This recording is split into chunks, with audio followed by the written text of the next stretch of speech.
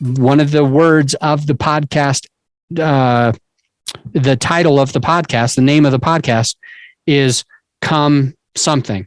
And he goes, and just so you know, that's not spelled the normal way. It's not spelled the normal way. It doesn't mean come here. It means something else.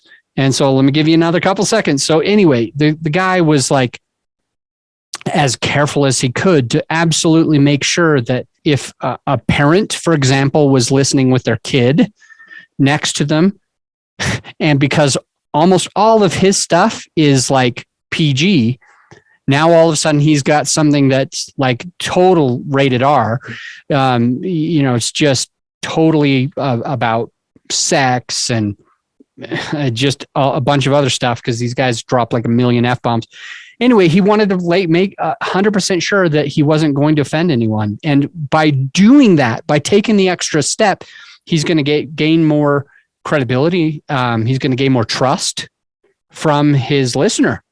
He's also going to gain more trust from the podcast platforms. Because if you miss an E for explicit language or explicit content, and you're talking about sex and dropping F-bombs and other things like that, you could actually get your entire podcast taken down by not having a disclaimer.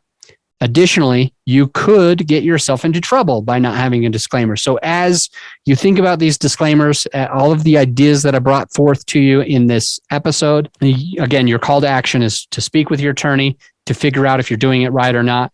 And if you have like hundreds of or dozens of other episodes that you kind of like made these mistakes with, like you were already cussing, you already said shit a lot of times, or the F word or whatever it is.